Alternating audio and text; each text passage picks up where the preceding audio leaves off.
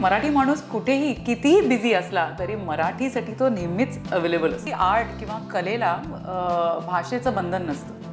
तर मराठी तर करायचंच आहे, आपण मराठी आहोत तर मराठी तर करायचं आहे. तर यशाच्या शिखरावरचे असंभव असे टप्पे त्यांनी सहजच पार केले. आज फ्री प्रेस जर्नल आणि नवशक्तीच्या आमच्या ऑफिसमध्ये खास पाहुणे आलेले आहेत. मानसी साळवी आज हिअर. खूप छान वाटतंय, खूप स्वागत आहे तुमचं ma'am. Thank you so much Nilima. आणि मला तुला भेटायचं होतं, so this is so good आणि आय लव्ह दी ऑफिस. या कसं वाटलं तुम्हाला? How is the vibe? The vibe is so positive आणि थँक्यू मला आज इथे आमंत्रित केल्याबद्दल. येस. आणि मानसी मॅम, अर्थात म्हणजे तुम्ही आज ऑल द वे आमच्यासाठी वेळ काढून आलाय, पण आम्हाला ना कुठेतरी मराठी प्रेक्षकांना ॲक्च्युली की ते सगळे जुने दिवस आठवले. एक नॉस्टॅल्जिक राईड होते तुम्हाला पाहिल्यानंतर, आणि अर्थात त्यानंतरचा तुमचा मराठी टू हिंदी जो टप्पा होता तोही खूप अमेझिंग आहे. सध्या तुम्ही एक हिंदी शो करत आहात गुमे किसी के प्यार में, तर त्याहीबद्दल थोडंसं आम्हाला सांगा. खूप पॉझिटिव्ह छान रोल आहे तुमचा त्याच्यात.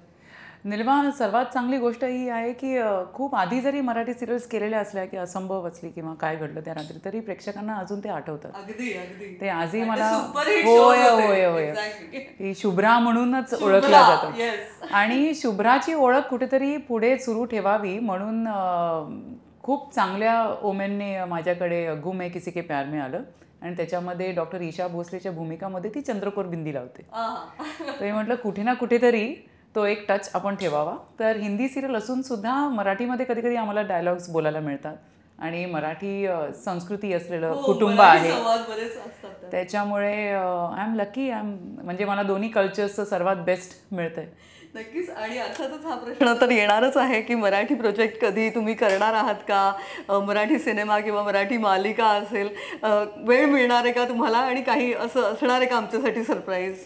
निलिमा, मला असं वाटतं की आर्ट किंवा कलेला भाषेचं बंधन नसतं.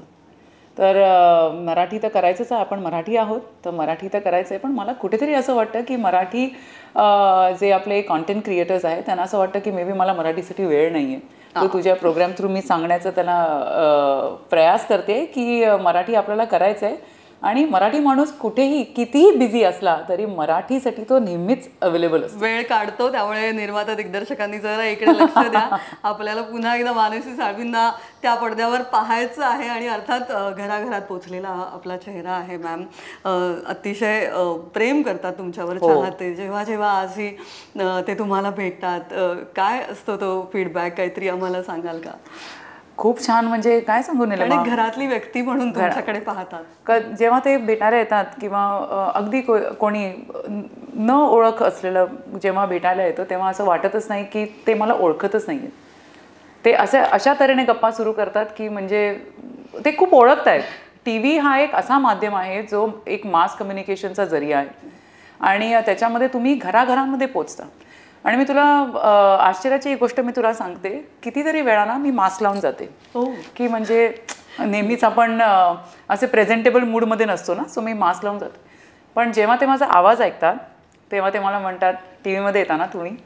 So that is so important की ते कुठेही असले, कारण की गृहिणी जी असते ती कधीतरी किचनमध्ये असते, कधी बेडरूममध्ये काहीतरी घर आवरत असते, पण ती आवाज तिला येत असतो कारण की टी व्ही प्रत्येक घरामध्ये सुरू असतो. बरोबर. त्यामुळे कलाकाराचं नुसतं दिसणं नाही पण त्यांचा आवाज ही खूप मोठी काय म्हणतो, इट्स अ ह्यूज गिफ्ट. नक्कीच. आवाज ही मोठी ताकद आहे आणि तुमचा आवाज आम्हाला अगदीच लक्षात राहतो, कारण या आवाजाला पर्याय नाही आहे. सो अर्थातच.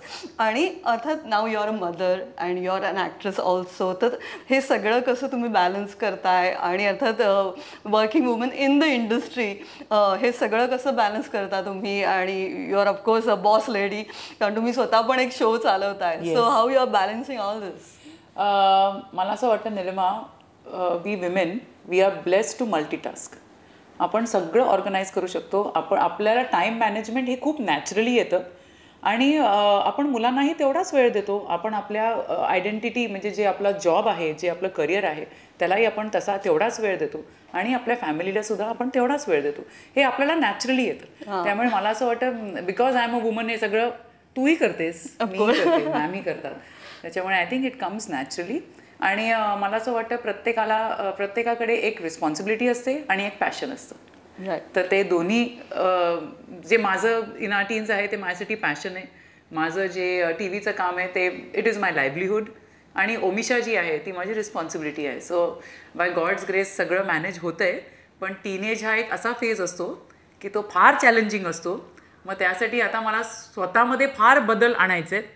कारण आता नाव आहे मग मदर ऑफ अ टीनेजर. तर त्याच्यामुळे ते एक नवीन चॅलेंज आहे. पण मला असं वाटतं मी ओमिशाला सांभाळून घेण्यापेक्षा ओमिशा मला सांभाळून घेते. So life has been good. How sweet. आणि अर्थात तुमच्या जे काय म्हणतात ते लेडीज फॅन क्लब आहे त्या स्त्रियांना एक तुम्हाला पाहून प्रश्न पडतो. Ladies, sorry to cut you Nilima, ladies आणि आजी आजोबा यांची मी फेवरेट आहे.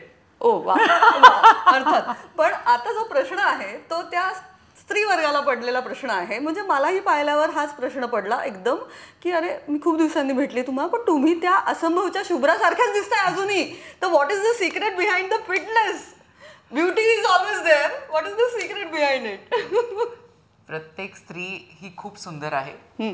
पण येस, लाईफस्टाईल चेंजेस लागतात आयुष्यात. एक ठराविक टप्प्यावर जेव्हा आपण पोचतो की म्हणजे नाव आय एम 40+, तर एक 40 आल्यानंतर एक काही बदल हवे असतात आपल्याला आयुष्यात. की आपलं आता आपण साखर तेवढी पचवू शकत नाही, आता आपण जंक फूड तेवढं पचवू शकत नाही. तर ते थोडं कंट्रोल करणं. आणि ऑफकोर्स मी एक ॲक्टर आहे, मला स्क्रीनवर प्रेझेंट राहावं लागतं. आणि जशी मी आज दिसते तसंच मला उद्याही दिसावं लागतं. तर त्यासाठी ते माझ्या करिअरची एक काय म्हणतात डिमांड आहे. So I keep my self fit. कारण आपण जे कपडे घालतो ते फॅशन स्टेटमेंट बनतं. कुठे ना कुठेतरी आपल्याला इन्स्पायर करायला आपल्याला तसं दिसणं गरजेचं आहे. So I think I do that. आणि हो, मी खूप घरचं जेवते. आणि I am a complete vegetarian. Okay. आणि हो, मी खूप करते यार, मी मेहनत करते. कारण आता माझ्या घरात एक another in 2 years of time she is going to be an adult, responsible citizen of the country. तर तिच्यासमोर मला असं वाटतं पेरेंट्स हे आपल्या मुलांचे सर्वात पहिले रोल मॉडेल असतात. आपण जसं वागतो त्याप्रमाणे मुलं आपल्याला फॉलो करतात. आणि फक्त आता जाता जाता एक प्रश्न की तुम्ही स्वतः सध्या एक शो करत आहात इन आवर टीन्स. आणि अर्थात तो खूप इंटरेस्टिंग शो आहे. तुम्ही स्वतः एक पेरेंट आहातच. तर काय आहे तो शोबद्दल थोडंसं आम्हाला पुन्हा एकदा सांगा. Nilima, thank you for asking this question. कारण मला असं वाटतं आजच्या टाईममध्ये आपण खूप बिझी आहोत आणि मुलं कुठेतरी थोडीशी भरकटत आहेत. 13 to 19 years ऑफ एज हे असं वय आहे की जे फाउंडेशन, आपल्या आयुष्याचं एक फाउंडेशन आपण बनवतो. करिअर वाईज, आपलं लाईफस्टाईल वाईज. आणि काय होतं ना, आजकाल दोन्ही पेरेंट्स आपण बिझी आहोत. त्याच्यामुळे मुलांवर लक्ष तेवढं दिलं जात नाही. पूर्वी जॉईंट कुटुंब असायचं, तर आई वडील नसते तरी आजी आजोबा घरात असायचे. आता मुलं स्टाफ बरोबर असतात, नॅनीज बरोबर असतात, जे पूर्ण वेळ देऊ शकतात. न्यूक्लिअर फॅमिलीज आहे, सिंगल पेरेंट्स आहेत. त्याच्यामुळे त्यांच्यावर लक्ष ठेवणं फार डिफिकल्ट होऊन जातं. शिवाय आपण सोशल मीडियाच्या एजमध्ये आहोत, जिथे नको ती इन्फॉर्मेशन कंटिन्युअस मिळत असते. एक्झॅक्टली. तर मला असं वाटलं की काही कॉन्व्हर्सेशन्स पेरेंट्स आपल्या मुलांबरोबर करायला हेजिटेंट असतात की सेक्शुअल ओरिएंटेशन, सोशल ओरिएंटेशन हे टॉपिक्स डिस्कस करणं प्रत्येक पेरेंटला जमत नाही. म्हणून मी विचार केला की का नाही असा एक टॉक शो आपण करावा, जिथे आपण हे टॉपिक्स जे नॉर्मल टॉपिक्स आहेत, we can talk about them, जे पेरेंट आणि टीनेजर दोन्ही बसून बघू शकतात. And they can get new ideas on what's happening currently, careers. कारण आता खूप वास्ट झालंय सगळं.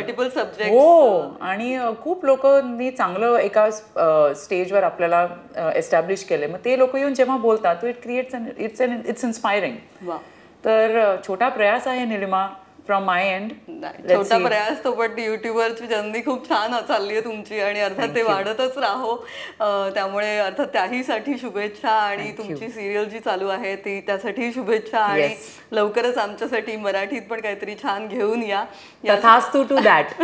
येस, नक्की. We are really waiting for it. आणि thank you so much ma'am. All the very best for the new year. Nilima, thank you for having me.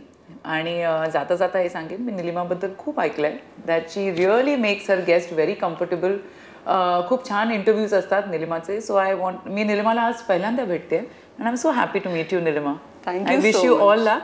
आणि as women we must create wonders. Yes, keep rocking. आणि thank you so much for all the kind words. Thank you ma'am. Thank you.